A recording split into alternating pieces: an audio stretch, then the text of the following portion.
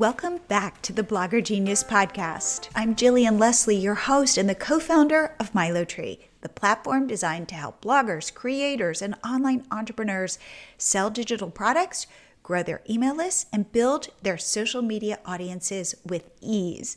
Before we dive in, I have exciting news. MiloTree now offers a free forever plan. This means you can set up a free digital product, a free lead magnet, and a free social media pop-up to grow your audience and business effortlessly. No credit card required. Just head to milotree.com now to get started. For today's episode, I am excited to welcome Paul Ross, a sales expert with a unique background in clinical hypnotherapy and neuro-linguistic programming. Over his 30-year career, Paul has helped people overcome social anxiety, and surprisingly, his techniques have also transformed struggling salespeople into top performers. His approach is all about selling without the ick, by tapping into human psychology and guiding people toward better decisions with confidence. So in this episode, we talk about the psychology of selling and why people struggle with it. We also talk about how to break through a buyer's trance, because most people operate on autopilot, and also practical sales techniques you can use today. If selling feels uncomfortable for you, and by the way, it feels that way for most of us, this episode will change how you see it. So without further delay, here is my interview with Paul Ross. Paul, welcome to the Blogger Genius podcast. Thank you. Before we launch into your tips, will you tell my audience who you are and how you've become an expert in selling? Well, I've been doing clinical hypnotherapy for 30 years, mostly working with social anxiety with men, single men, who were afraid to communicate with women and start conversations. And in that 30-year career, around 2005, I started to get emails from men who sent me pictures of their family and their kids and thanking me. And about 30% of them said, in addition to finding my love of my life and having a great family, I used what you taught me in hypnotherapy to become a fantastic salesperson. I'm now beating the next best person by 30, 40, 50%. I'm crushing it in my career. So I went back into my mad scientist language lab. It took me about 3 years to map this over into a way of selling that also involves touching the heart and touching the spirit, because I'm also a certified meditation instructor.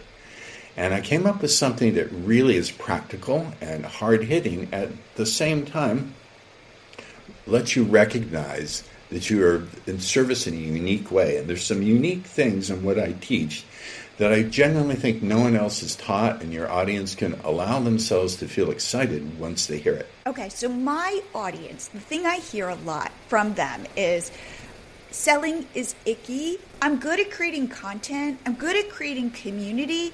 But now you're asking me to sell. And what I'm seeing in the landscape is that being a content creator or a blogger, now it's shifting. It is now about packaging up our expertise as products and services and selling them to people. They are real people, and you are building a relationship with them.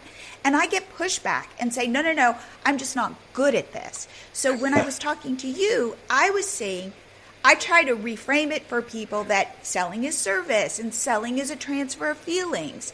Tell me the framework through which you see selling, and then some strategies people can use. Let me set this up before I give the practical. I promise we'll do this 85% practical. Let me give you an understanding I have.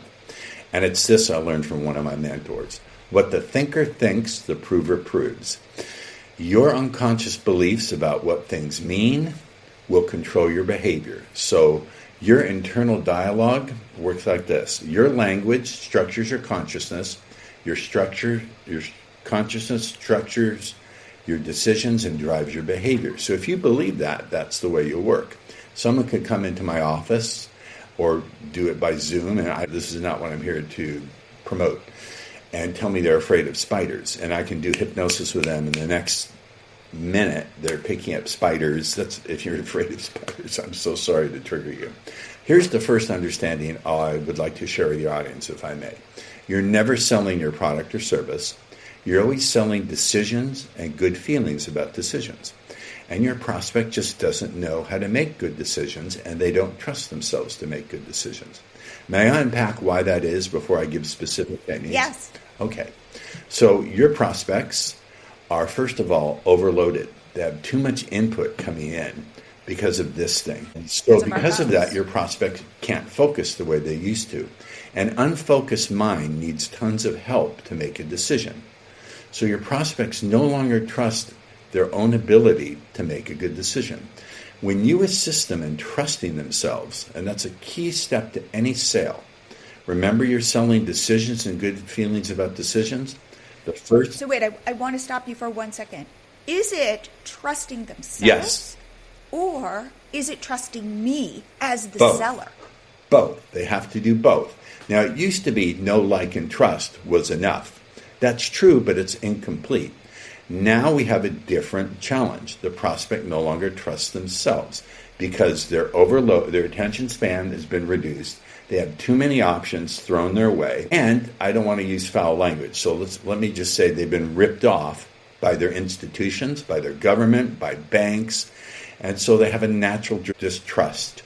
And so when you can assist your prospects in trusting themselves, that's a very healing process.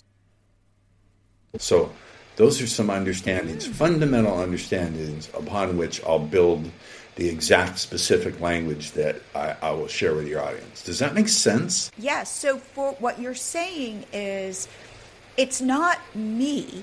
I mean, there's an element of you need to trust me, but I'm going to put the power back on you and help guide you to make the right decision so that you can feel like you're in control and you're making this conscious decision and you're making the right decision. I don't like the word correct. I will change up something. Decisions are largely made on the unconscious level. We would like to think they're made for rational reasons, but for the most part, it's unconscious or subconscious. I use the words interchangeably because I do hypnosis. So because decisions are made largely unconscious, I teach people to speak both to the conscious mind, but also to the unconscious mind. Now, I want to address something. People may say that's manipulation. Well, when I do therapeutic work, I'm directing people's thoughts and feelings so they can make discoveries on their own. So when you address someone on the unconscious level, you're not misleading, you're not lying about facts, you're simply bringing to the surface their ability to trust, their recognition that they deserve what it is you're offering. Let me give you another rule. Never underestimate your prospects' lack of deservingness, their belief that they don't deserve what you've got, and they don't believe it's possible for them to have. You have to change their beliefs about what they can trust in themselves, what they deserve, and what's possible for them. Those are the real things you're selling. And you're also transferring. So is this the transfer? Is this the transformation? People talk about you sell the future version of somebody. Yes.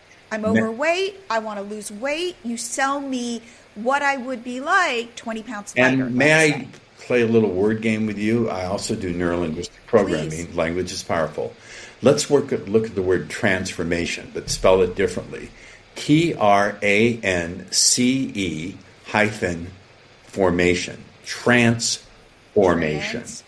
And so people walk around in a trance. Your prospects are in a trance. I don't mean they're doing this and they're quacking like ducks or anything like that. I mean their beliefs about their world, what they can afford, what they deserve, act like a hypnotic trance. They literally will not see possibilities about what is there for them. So let's say, remember, we're only selling decisions and good feelings about decisions, but for the sake of this discussion, let's say we're selling a timeshare. Now, I know everyone has a button on timeshares. Let's say we're on the timeshares overlooking the beach in Tahiti or Bali. It's a beautiful view. If you step out to the balcony, you feel the sun warming your skin to a blush. The breeze is so soft and caressing and gentle. You look out at the aquamarine water and it's dancing with the azure blue. But what is your prospect doing? They've turned around. They're looking through that little fisheye lens through the hotel doorway because they're afraid someone's coming to get them. Metaphorically, our job is to take them by the shoulders, turn them around, and show them the view of what's possible for themselves. Now, you're probably thinking, wait, I sell diets and exercise. Doesn't matter. You're still showing them the view of what's possible for them and the transformation of where they'll be after they're done working with you. So remember, you're a decision service technician. I challenge all of your audience to think of themselves as a decision service technician. You're in the service of them making a good decision. Is this because, again, I love how our brains work, that we have so many decisions in our life to make that if we can be on autopilot, for example, if you get in your car and you drive to work and you don't even remember the trip, it's because it's that passive brain energy. I don't want to, nor could I survive if everything I had to do was with my big conscious brain. Instead, I know the drive and I'm kind of on autopilot for most of the life. I know how to do laundry on autopilot. No. I know how to do so much without actually having to give it so much conscious thought. Well, I'll add that's correct. Our brains are hardwired to keep us safe. We are hardwired to look for danger, to look for loss. Back when we were running around in the veranda in the high grass in Africa 100,000 years ago, and we heard the grass rustle in a strange way, we didn't have time to figure out, is that food or is that a saber-toothed cat coming to kill me? We had to run. So our brains are hardwired for loss and fear. We are walking around sleepwalking because we just do the patterns. Unless we're very aware and we have a practice for awareness. That's why I teach meditation and do meditate. And we have an intent to not be on autopilot. So many of the things we do, the most important decisions of our lives, are not really made consciously. Jillian, did you ever just find yourself falling in love? Yes. Okay. Did you really consciously think it over? I'm sure you went through the reasons afterwards, like, oh, here's what I think I see. But did you really consciously make the decision to fall in love? No. I know, and everyone here watching me today has had the experience of falling out of love. You just were able to find yourself falling out of love. That was not conscious either. Did you ever just find yourself reaching for the refrigerator and you don't even remember walking over there or what you were looking for? So much of our behavior is based on patterns. So your prospect has those patterns too. When you break those patterns, you set them free. So you can almost think of what I do as freedom selling.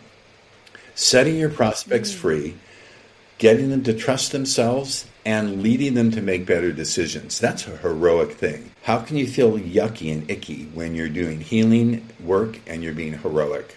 You can't, because you're giving a gift. Okay, so I think that is a great framework. I like this idea that we are breaking people's trances by showing them the beautiful view of the ocean, what is possible, instead of focusing on the fear.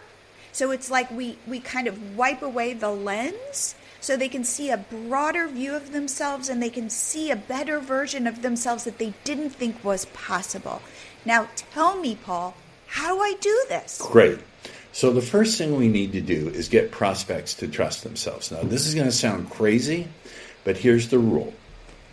When you're doing unconscious influence, in the beginning, you don't want to be specific. You do not want to be clear. I know everyone says, let's make the message clear. In fact, what I've learned in 30 years of doing hypnotic work, if you want to be influential in the beginning, don't make it clear. And I'll give you a specific example.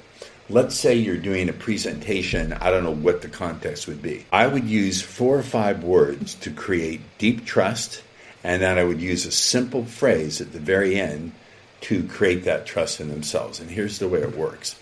I would say before we begin our exploration together today, let's pause right there. Before we, what does we imply? Is that me doing it to you, or is that our doing it together? Before we begin not before I show you my listing, or before I present this opportunity to coach with me. Before we begin that's another one, our exploration. Exploration is a very powerful, persuasive word. For every exploration, there must be a leader. And for every leader, there must be starts with a letter F. Follower. Exactly. So the minute they hear that on the unconscious level, they're accepting the suggestion that they are your follower. So they don't just trust you, now they're following you. Before we begin our exploration together today, will you promise me one thing? No, do we make promises to people we don't trust? No.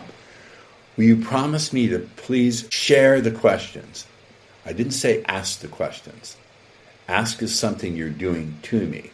I said share the questions. That builds the idea of this relationship. Will you share the questions that naturally arise? Here's the real cool part. When a great decision's being made. Now, Jillian, did I say what the great decision is? No. Did I say who's going to be making it? No. Did I say when it's going to be made, or how, or for what reason? No. When you're vague like that, the unconscious mind begins to search for what the meaning is. Now, because I set up in the beginning with my language all those suggestions that we're in a trusting relationship, the unconscious mind will accept the suggestion that the great decision is being made by the prospect to move forward with you. This is how we install, encourage, evoke that belief that they can trust themselves. Those three words, not a great decision to buy from me today. That is icky. That is pushy. That is salesy. I agree. That's yucky. I wouldn't do that. But when you say a great decision is being made, you're not saying who's going to make it. There's no pressure. But on the unconscious level, the unconscious mind goes, I have all these suggestions that we're in a trusting relationship. I'm going to move ahead. I'm going to trust myself, a great decision, and I'm going to make the decision to move forward. Now, some people will say this is manipulation, so let me make a distinction. I just had surgery, robotic surgery. It doesn't matter what it was for. And that surgeon very skillfully manipulated that robot to do everything. I feel fine, a remarkable recovery. I'm glad he manipulated that robot to do the cutting and the suturing. If by manipulation you mean leaning on people's pain points really hard, misleading them about facts, leaving out important facts, lying about your intent, that's evil manipulation. That's not only yucky, icky, that's vile. I want to take a short break to say if you want to sell more digital products without feeling salesy, you've got to grab my brand new free guide filled with 20 powerful digital product sales secrets. These aren't just any tips. These are based on proven psychology to help you convert more buyers effortlessly. I talk about concepts like reciprocity, how giving the right value first makes people eager to buy. Scarcity, why limiting availability drives action. Social proof, how to use testimonials and trust signals to increase your sales. There are 17 more secrets that will turn you into a master seller this year. So if you're serious about growing your business and making your digital products fly off the virtual shelves, grab your copy now. Go to MiloTree.com/secrets. That's MiloTree.com/secrets. And now back to the show.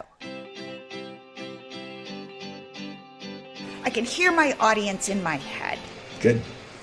I think people deep down who are starting to sell are having their own crisis of confidence in that what they're selling isn't deserving, meaning I can give it away for free and feel okay about that.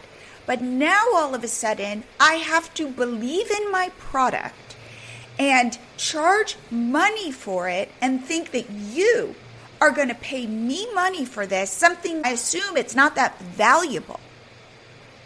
Therefore, I have a disconnect in my own mind as the seller, which is maybe I'm not worthy. This idea of self-worth, it's a very tenuous concept. Worthy according to whom? Worthy by what definition? Worthy is measured by what? All we can do is observe behavior and ask ourselves, is this person who we are influencing going to be better off after they purchase my product or service, or are they going to be worse off? If my product and service is truly going to change their lives in some way, you're cheating them if you don't charge them, because here's why. People will not take action on something that's given for free. For the most part, some people will.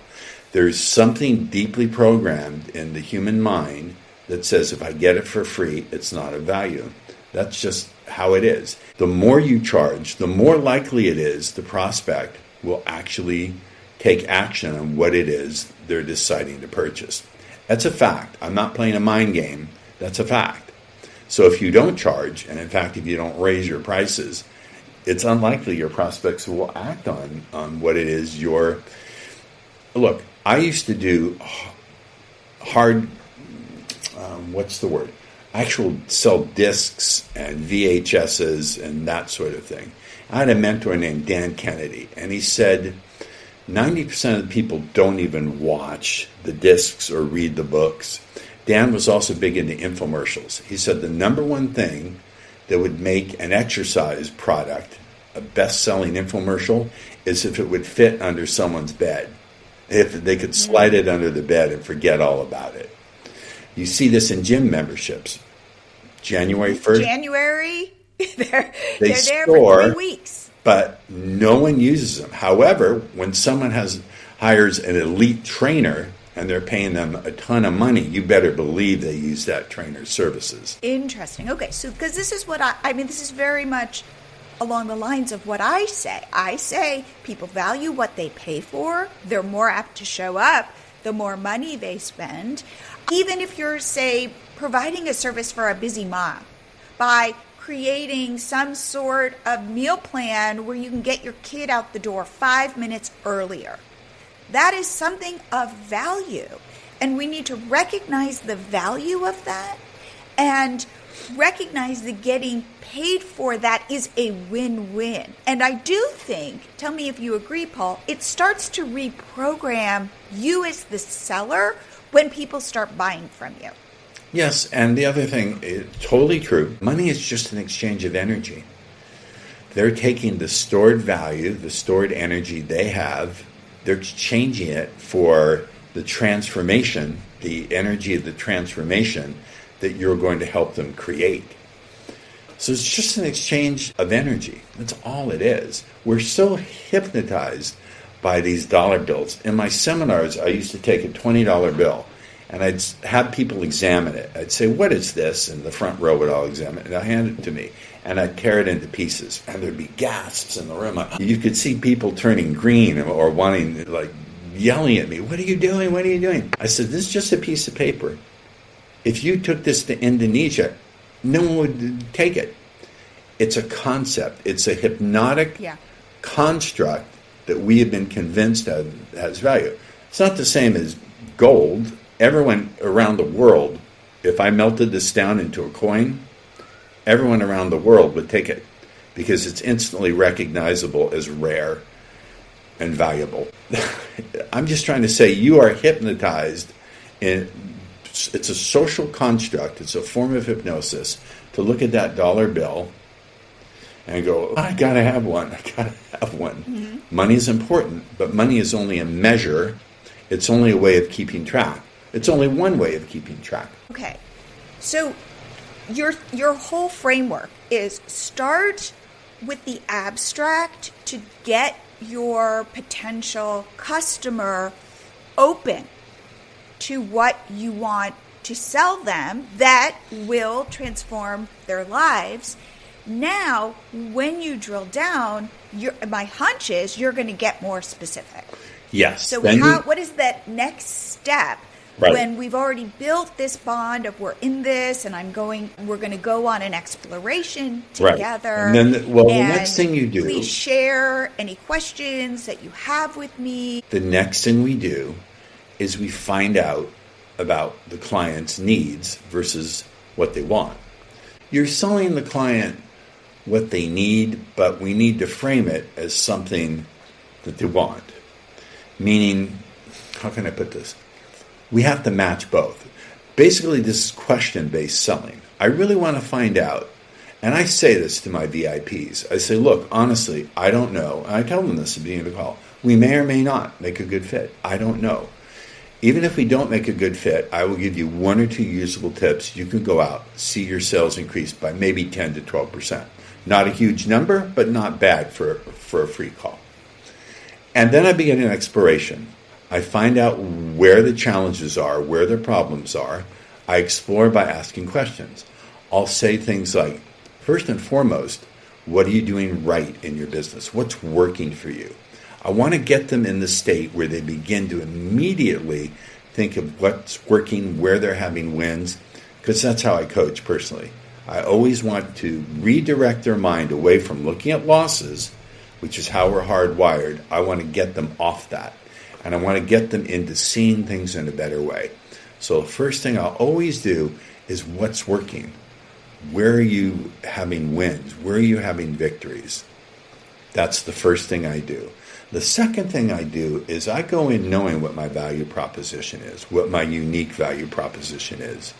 And I take every possible objection that I might get and I reframe it as a bonus for them, as something that they can learn from. So, for example, what if I go, you're too expensive? I'll say, I understand it's a very large investment. And you told me, I believe, correct me if I'm wrong, you told me about 5 minutes ago that improving the quality of the time you have with your children is precious to you. So what should we do? And I'll shut up. What should we do? And I'll shut up. So I remind them of the value that they told me about earlier in the call that I got simply by asking the right questions. You understand? Okay. I asked the right questions. And so if you say it's too expensive, I will say, you're right, it is a big investment. It's a high investment. I would say, what if I'm not necessarily selling a big expensive coaching package? I'm doing this via email, via copywriting. How would you express this in words in a simple email? I've been doing or a series of emails. Copywriting is a unique art. My copywriting mentor was Gary Halbert. Gary was one of the great teachers of my life, and many people consider him to be the greatest copywriter who ever lived. Gary did a contest one day in a seminar. He said, we're going to open competing hamburger stands. I'll give you any 3 advantages you want. What are the advantages that you would like? And some people would say, I'd import meat from Argentina. Other people said I'd cook the buns on the spot.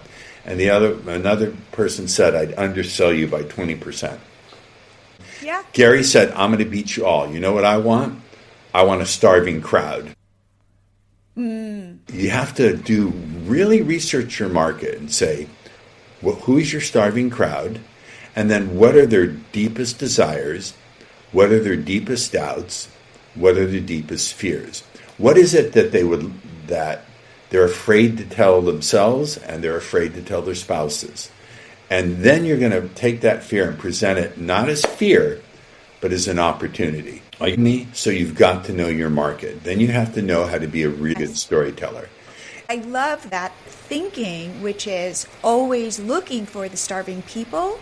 Where are they, and how do you get in front of them? How do you use their language to describe their problems so that you can serve up that solution or open the aperture so that they can see a bigger view? I'll give you 2 more things that Gary Halbert taught me.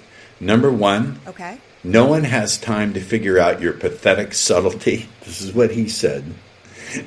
And 2, what was number 2? Find a starving crowd. No one has time to understand your pathetic subtlety. And number 3, if you write a piece of copy and you hand it to someone and they say, this is great copy, you've got a loser on hand. If you hand it to someone and they say, where can I buy this? You've got a winner. I agree with you completely. I say this for people, say, who want to create courses, and I go, you don't tell people what your course is about and say, would you buy this? You tell them what your course is about, and you wait for them to say, I need this. Here's my credit card. So any last sales strategies, Paul, that my audience needs to hear before we wrap up? This is going to be a controversial one. And I like being controversial. Ready. Sometimes you need to break rapport and shock your prospects. So, for example, if someone says, I need more time to think it over, I'm going to shock them. And I will use a tiny bit of pain, just a little bit, not a lot, but a little bit. I will say, I understand, may I ask a question? Have you ever taken a long time to think something over and it still turned out to be a horrible decision?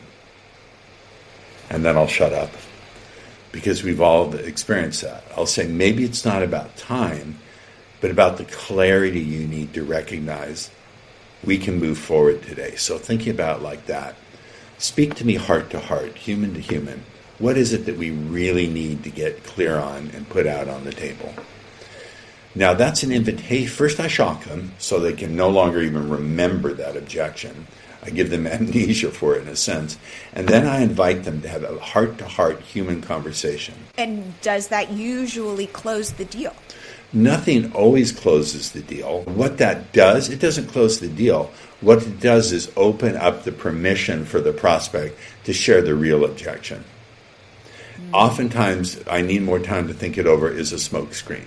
It means you haven't explained the value proposition, you haven't demonstrated the return on investment, or there's something else getting in the way. They just have a deep fear, they've been ripped off a lot, whatever it is. But you have to get their permission. You have to give them the space to make it not about me selling you, but about let's have a heart-to-heart human discussion. What's really on your mind? And shut up. I like that. I like the shut up, by the way. I love the shut up. Well, there's an abbreviation I won't use because I don't want to offend your audience. But let's say, shut the heck up. How about that? Shut the heck up. I get it. So, Paul, if people want to learn more about you, learn about your podcast, connect with you, where should they go? 2 things. I do have my own podcast called The Influencer's Edge. We are in the top 10%. Which I will be on. Yes. Yes. We interviewed you. You did a great job, by the way. I really loved that discussion. It was fun. Thank you. I do have a podcast called The Influencer's Edge. Absolutely. And then I have a free book that also comes with a 10-minute video training on how to crush objections. It's got 2 of my 5 top ways to do it. I believe you can consume it in 10 minutes. If you want a downloadable instant access to my new book, The Subconscious Sales Advantage, and you want that training, go to paulrossbook.com. We'll give you instant access to it. There's no fee, no charge. It's my way of sharing and sharing some of my cuckoo ideas. Well, I just have to say, I think that you've given new frameworks to selling in a whole different way. I haven't had somebody on my podcast talking about these different layers of our unconscious, how we make purchases, what's really going on. So I thought, I really appreciate all that you have shared. So I just want to say, Paul, thank you so much for coming on the show today. I want to say thank you for letting me do one of my favorite things. I have 4 values: communication, connection, contribution, and creativity. And today you've let me live all 4 of those values. So I really appreciate it. Thank you. This is the start of my workday, and it's been a fantastic start. I hope you guys like this episode. For me, my biggest takeaway is that selling isn't about pushing.